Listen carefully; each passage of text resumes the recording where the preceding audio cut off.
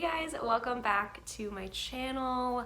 I'm so excited for today's video. It's one that I've been wanting to make for a while, and the last book that I read just really propelled me into making this video for you guys. So let's talk historical fiction, okay? Let's diversify it because it is one of my favorite genres, but I will be the first to admit that it has been very whitewashed, very just in the same lane for a long time. I first discovered historical fiction in high school and I became so obsessed with it. All I read was World War II historical fictions, right? Like that is one of my favorite things. Some of my all-time favorite books fall in that category, and as I've gotten older I realized, like, hey, let's read about other parts of the world. Let's read about other time periods. Let's read about other people's stories. And so I've been really trying lately to find different stories than the ones that we just all know of, you know? So today's video, I'm going to tell you guys about 7 of my favorite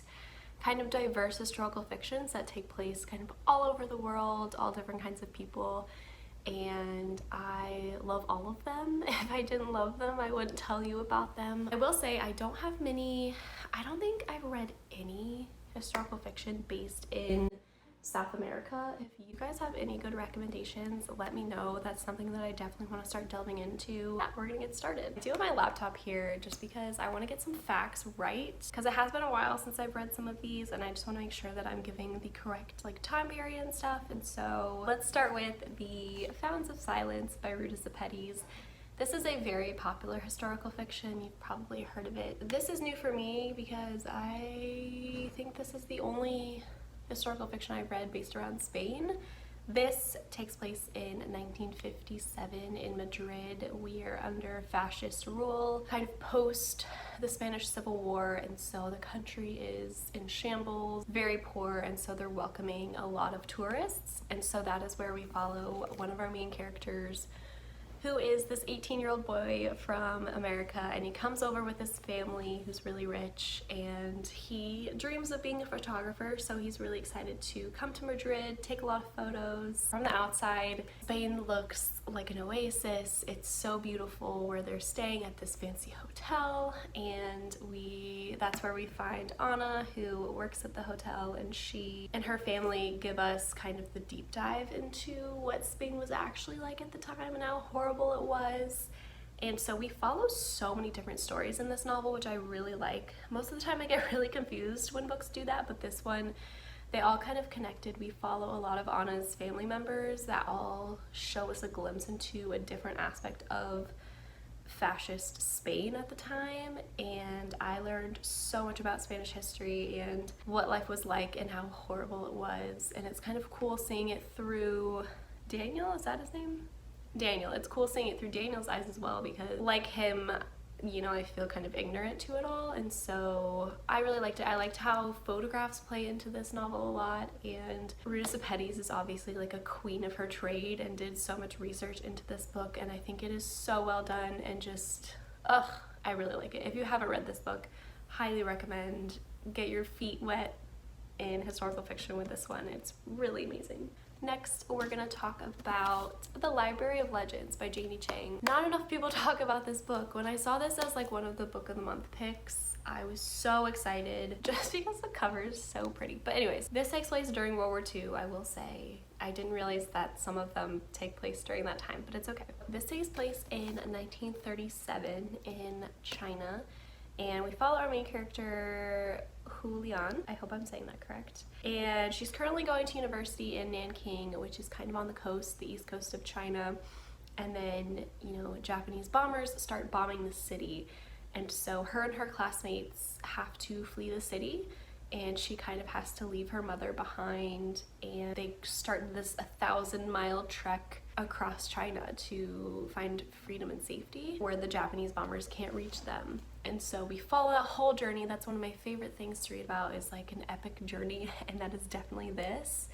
However, with them, they have to bring this Library of Legends, which is like a 500-year-old collection of myths and folklore that are really important to the Chinese people. And they were being held at this university, and so they had to take this collection with them to safety, and so it doesn't get like, you know, bombed or set on fire or something. And so it definitely has a little bit of magic in it because of the myths and the folklore and stuff we follow. Some of those like characters, I guess, come to life, and it's so well done and so beautiful. There's also a little bit of romance in this one. There's a murder, there's arrests, there's high stakes situations. It gets very seedy in there with the bombings and kind of them being chased throughout China, and I just thought this was such like a rich, really engaging story, and something that I had never heard of, that, you know, people from this students from this university and their professors like had to flee. And wow, it is so good. I would highly recommend this if you're still kind of feeling like World War II but you don't want to do the typical. Definitely pick this one up. It is really just like unforgettable. Like, I'll never forget this story. This next one is Dreamland Burning by Jennifer Latham. This book is so good, so underrated. I've only heard Halen Bookland talk about this one. So this takes place, it's kind of a dual timeline. We are in modern day where our main character, this lovely lady here, she's 17-year-old Rowan, I think. Yeah, she finds this skeleton in her backyard, and thus we are transported back in time to when this skeleton was alive. I'm not going to say who the skeleton was, but this takes place in Oklahoma. Back in time, we are in 1921 in Tulsa, Oklahoma. And this takes place during the Tulsa kind of race riots, which I had never heard of before in my life. Born and raised in the United States of America, took US history, never heard of this. We love the public education system. These were real events that happened where there was this black man who was falsely accused, or he was accused of, I think, like harassing this white woman in an elevator, but he didn't actually do it. And he kind of, I think he got let off, and so all the white people in town were pissed that he was freed.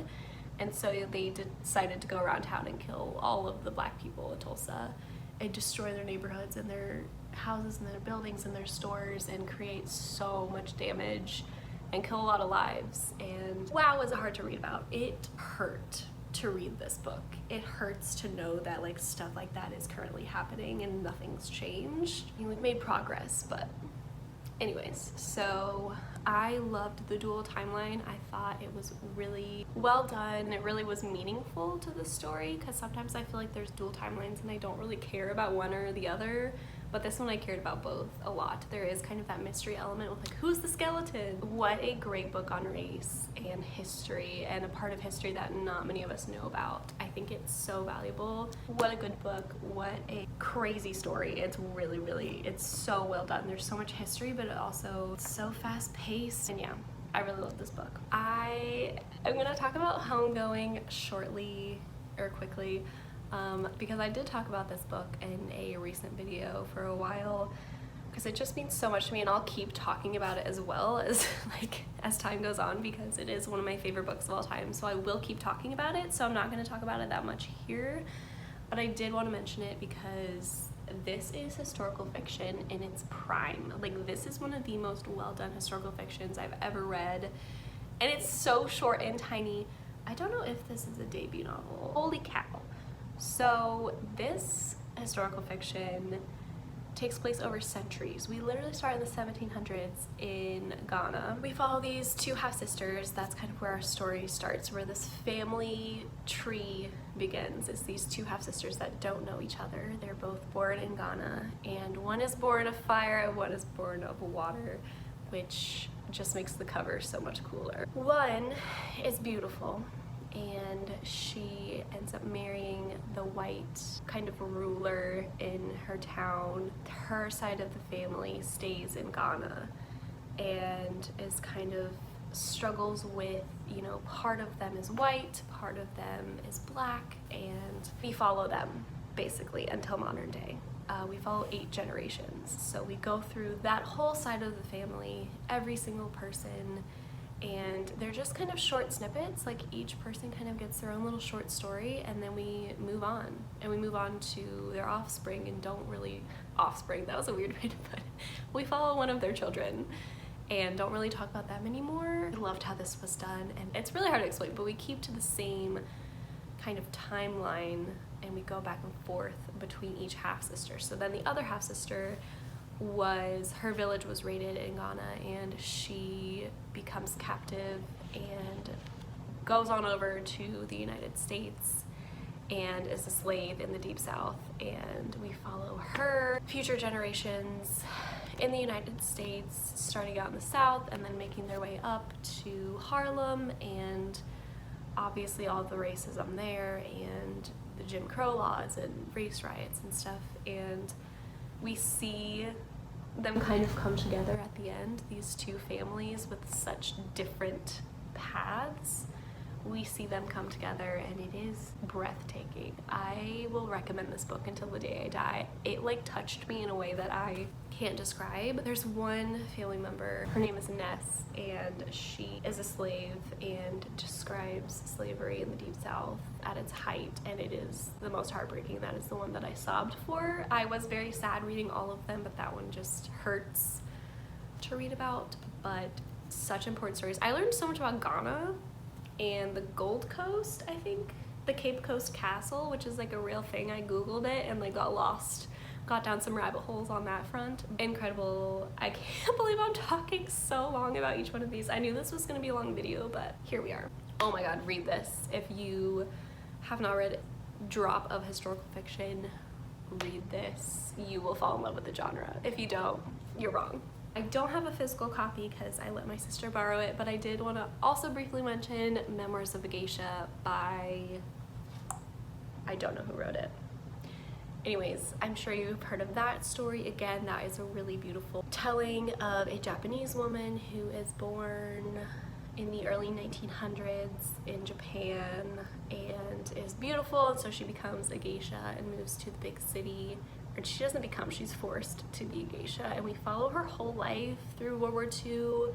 Again, if you're looking for a World War II story that's not about white people, I would highly recommend Memoirs of a Geisha. It is written by a white man, so take that with a grain of salt, but I think it's still a really important story and one of my favorite books I've read this year. So just wanted to mention Memoirs of a Geisha before I forget, because I will probably forget. With that pachinko, I've also talked about this book a lot, so I'm gonna hit on this briefly. This is historical fiction based on a Korean family. This also follows a few generations of this Korean family who starts out in Korea and then is forced to move to Japan, and we see the racism there by Japanese people towards Koreans, which I had no idea about. And I loved 3/4 of this book, and it just really lost me. This is not my favorite historical fiction. Unfortunately, I had such high hopes and I loved so much of it, and then the ending just kind of, like I said, lost me. It covers so much history, and I learned so much about Korean culture and family and ties and trying to keep your identity in a place where it wants to rip it away from you, and it is really beautiful. I would recommend it. I wish that I loved it a little bit more than I did. But anyways, that is Pachinko. Also, this cover is one of the most beautiful covers I've ever seen. And this is kind of gaining more popularity. I've heard more people talk about this book, which is great, because I think it was published like a while, 2017. Not that old, never mind. Anyways, moving on to our last one. Sorry this video is so long, but like, historical fiction just gets me. Last one I talked about in my last video, so Things We Lost to the Water by Eric Wynn. What a debut novel. It's a new release. Get your hands on it.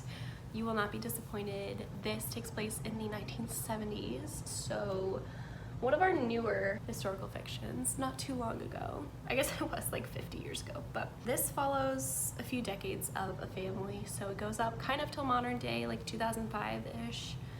And we follow this Vietnamese family who moves to the United States, specifically New Orleans. After the Vietnam War, they kind of seek refuge here, and it is a mother and her 2 sons, and they kind of have to leave the father behind in Vietnam. We just see the struggles, man. This woman does not know the language, does not know the culture. She has to somehow make a life for her 2 sons as a single mother. And we see those strained mother-son relationships as these boys grow up and face the racism, face the poverty, face really crappy southern United States, which I didn't know that there was such a huge community of Vietnamese people in New Orleans, because I lived like an hour away from New Orleans and I didn't know that, so I learned so much again. It's also like a heartbreaking story. It is really sad, but it does have that little like glimmer of hope in it that just keeps me loving this genre, because for the most part historical fiction is really sad. History is just sad in its nature, but what I love about these novels is that there's like that glimmer of hope, you know, that I find so important. So anyways, this is just heartbreaking and beautiful, and it covers so much, like gang activity, homosexuality, racism, like just everything that you could ever read about. And like I said, like strained relationships and family and finding each other again, and it is so beautiful. I hope more people pick this up because it is such a new release. I hope that it kind of gains traction and more people pick it up because it deserves it. And I will read every book that he ever writes because it's so good. Read this one, please. Okay. As I throw it.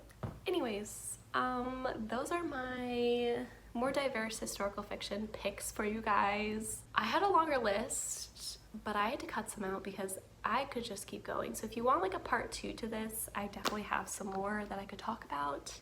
Again, if you have like South American ones or even more African ones, I've only read a few. I don't think I've read like an Indian or very many Middle Eastern. I read The Kite Runner. I'm just talking to myself now. Yeah, just diversify your reads. It's 2021. I think we're all trying to, and I would love to keep it going. So leave recommendations below. Pick up some of these books if any of them, you know, touch your fancy, tickle your fancy. I hope you guys enjoyed this video, and I will see you in my next one. Bye guys.